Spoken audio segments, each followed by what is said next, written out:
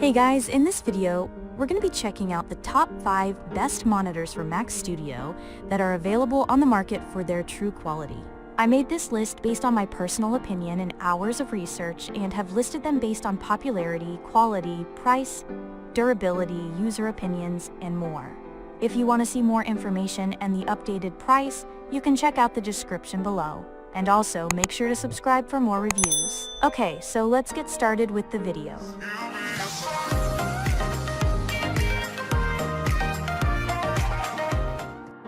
Starting at number 5, we have the BenQ MOBIUZEX 321UX 32 inches 1152 zone. Mini LED 4KEARC 144 Hz 1 millisecond DP 2.1 gaming monitor. The best monitor for Mac Studio that we've tested is the BenQ MOBIUZEX 321UX. It's a 32-inch 4K monitor that's excellent for productivity and editing. It's ideal for editors, as it displays a wide range of colors very vividly in DCI-P3 and Rec 2020. It also gets bright enough for highlights to pop, and it displays fairly deep blacks when you enable its mini LED local dimming system, which is great if you're editing HDR content. It even has excellent accuracy before calibration in SDR. Additionally, it's a good choice if you're editing fast-moving videos or playing games, as fast-moving objects look quite crisp. The BenQ is also a great choice for productivity. It has a KVM switch that makes it easy to switch between 2 computers connected to the monitor and use the same devices on both, though the BenQ lacks Thunderbolt support. Additionally, it has sharp text and a 32-inch screen, which is great for multitasking. If you prefer a smaller 27-inch screen, check out the 4K Acer Nitro 15275 KP3 by PrisX. It performs similarly and costs less, though it's a bit less accurate, with wide color gamuts. Moving on, at number 4, we have the Apple Studio Display Standard Glass VESA mount adapter. If you want a monitor to complete your Apple ecosystem, there are 2 displays from Apple: the 32-inch 6K Pro Display XDR and the more affordable 27-inch 5K Apple Studio Display. The main advantage of getting this over the BenQ MOBIUZEX 321UX is that it has a few features you can only access with a Mac, like its extremely accurate sRGB mode, so you won't even need to calibrate it for the most accurate colors. It also has some other extra perks, like a built-in webcam and microphone, which can be useful if you often have to jump on calls. It even has a high 5K resolution that results in sharp text. However, there are some downsides to getting this. It doesn't support HDR at all, so it's only something to consider for editing SDR content. You'd have to spend more on the higher-end Pro Display XDR if you want HDR support. It also comes with a less ergonomic stand.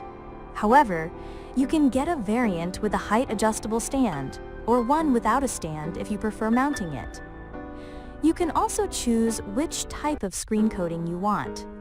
However, even though the standard coating has mirror-like reflections, it still absorbs most light, and it gets bright enough to fight glare.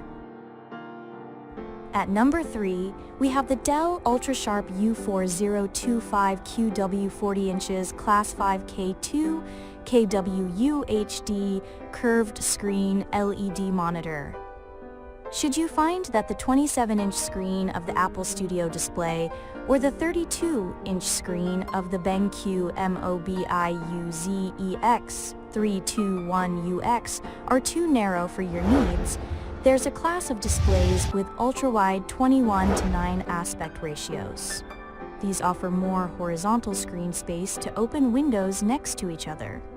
The best one you can get to use with the Mac Studio is the Dell U4025QW. It's actually very similar in height to the BenQ, but it has more space on the sides. Its 5K 2K resolution also has the same pixel density, so text looks sharp. However, it doesn't get as bright as the BenQ and has worse reflection handling, so it doesn't work as well in a bright room.